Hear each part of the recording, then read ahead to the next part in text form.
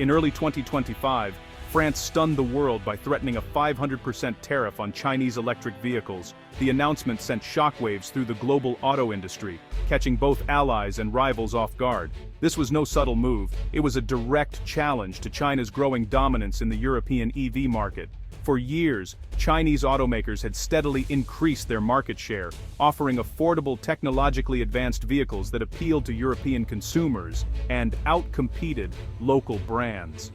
French automakers, feeling squeezed by affordable high-tech Chinese imports, pushed for protection.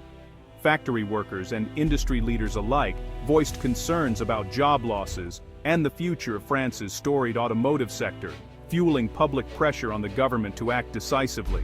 The government framed the tariff as a defense of French jobs and industry, but the scale was unprecedented. Never before had such a dramatic measure been proposed in the European Union, and the sheer magnitude of the tariff sent a clear message. France was willing to risk international backlash to protect its own. For consumers, the message was clear. Chinese EVs would be priced out of reach, effectively banned from the French market. Car buyers faced fewer choices and higher prices, while dealerships scrambled to adjust to the new reality. News of the tariff dominated headlines, sparking fears of a new trade war. Analysts debated the potential fallout, and social media buzzed with speculation about what this bold move would mean for the future of global trade. Was this a real policy or just a negotiating tactic? No one knew, and uncertainty rippled through global markets. Investors grew nervous, watching stock prices fluctuate and wondering if other countries would follow France's lead. China's response was swift and stern, condemning the move as protectionist and hinting at retaliation. Chinese officials warned that such actions could have serious consequences for bilateral relations and the broader European economy. The world braced for escalation, recalling past US-China trade battles, but this felt riskier, more targeted. The stakes were higher, with the electric vehicle industry at the heart of the green transition and global supply chains more interconnected than ever. France's boldness raised a single urgent question: how would China strike back? Would it target French exports, disrupt supply chains, or seek alliances elsewhere? The stage was set for a high-stakes confrontation, with global supply chains and political alliances hanging in the balance. Every decision now carried the potential to reshape international trade for years to come. The world watched, waiting for the next move. In living rooms, boardrooms, and government offices across the globe, all eyes were on France and China, as the first shots of a new economic conflict echoed around the world. France's auto industry, once a symbol of national pride and innovation, found itself under siege from a new wave of competition.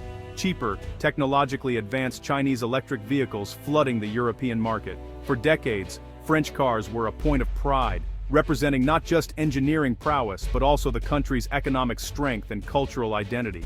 But now, French giants like Renault and Peugeot were struggling to keep up. They blamed China's massive state subsidies, which allowed Chinese automakers to produce EVs at a scale and price point that French companies simply couldn't match. The influx of these vehicles threatened to erode the market share of established French brands, putting their future in jeopardy. The proposed 500% tariff was a desperate attempt to level the playing field. It was also a signal to anxious workers, many of whom feared for their jobs, that the government was willing to take bold action to protect their livelihoods. Labor unions, already on edge from years of industrial decline, demanded reassurance that their voices were being heard.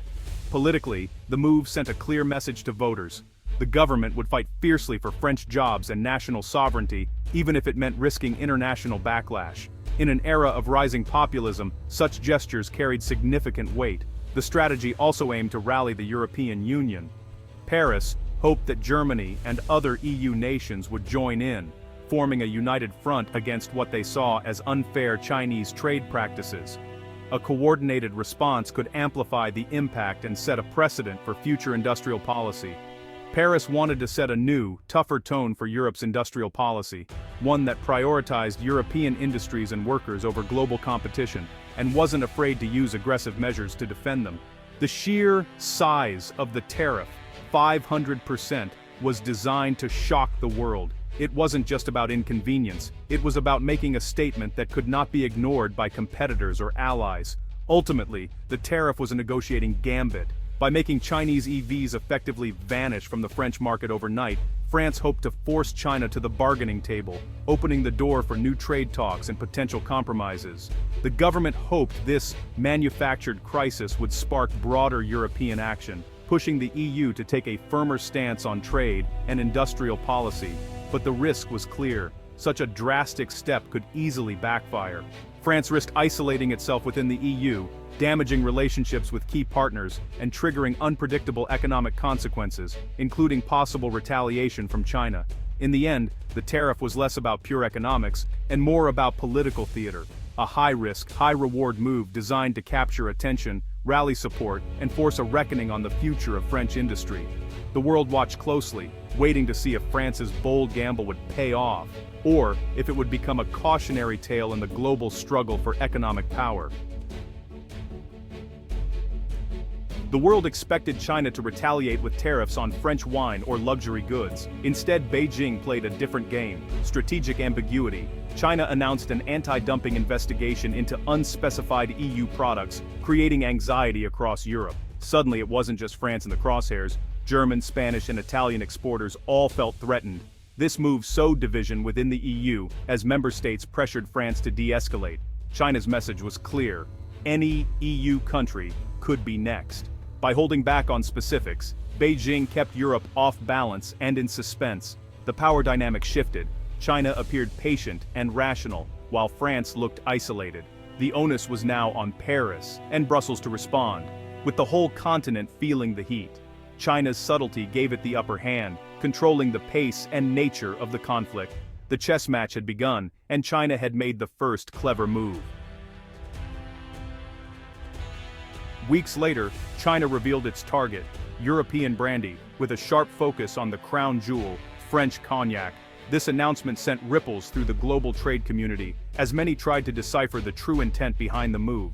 At first glance, this seemed minor compared to high-profile industries like cars or airplanes, but in reality, it was a masterstroke of economic strategy, a move that was both subtle and deeply calculated. Cognac isn't just a drink, it's a symbol of French heritage, a powerful export with deep political influence and immense cultural significance. The industry supports thousands of jobs and is woven into the fabric of French identity. By threatening this niche, China struck a sensitive nerve. Cognac producers, alarmed by the potential loss of their most lucrative market, quickly mobilized and lobbied Paris to reconsider its stance. The brandy gambit sent shockwaves through the region.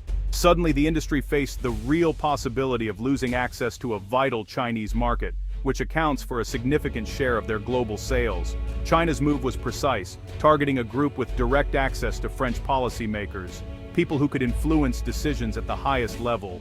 Unlike a broad tariff that might unite opposition, this targeted approach created intense internal pressure on the French government, forcing it to confront divisions within its own ranks.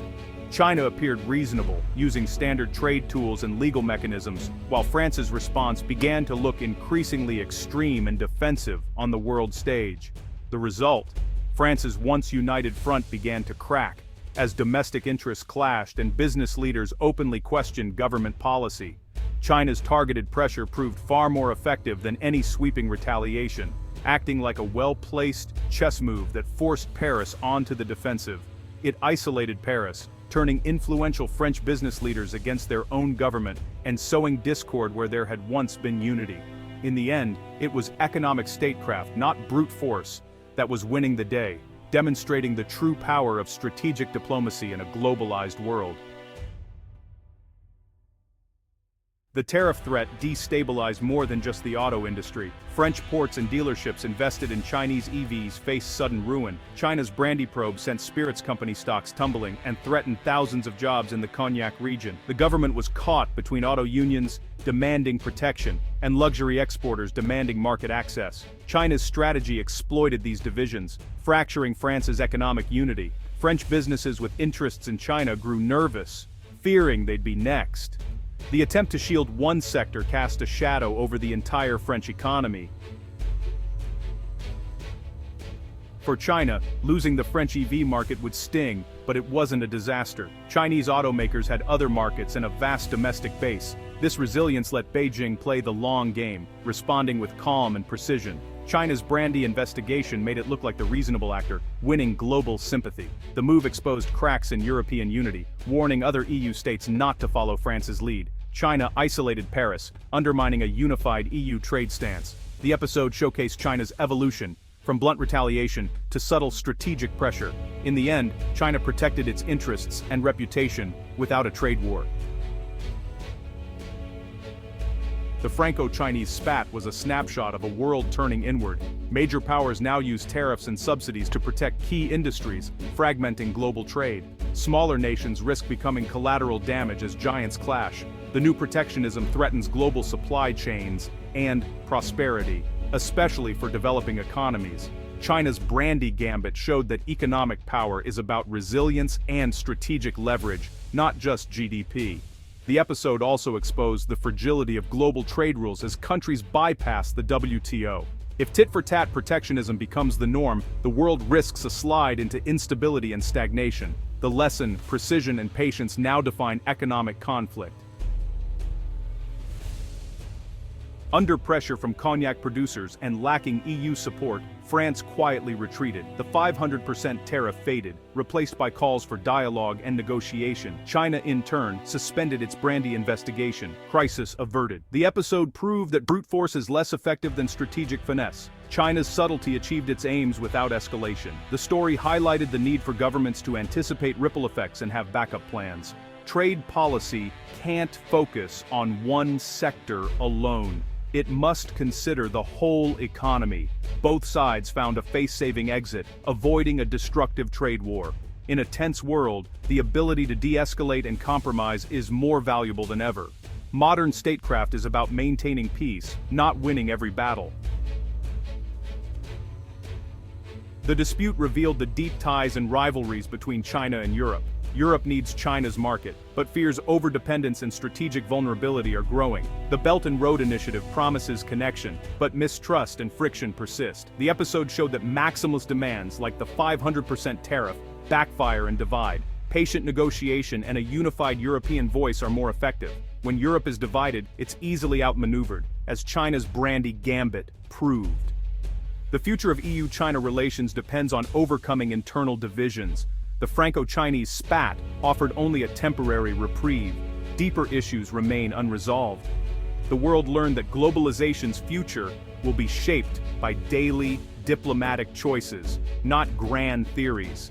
In the end, patience and clever diplomacy, not provocation, will determine the path ahead.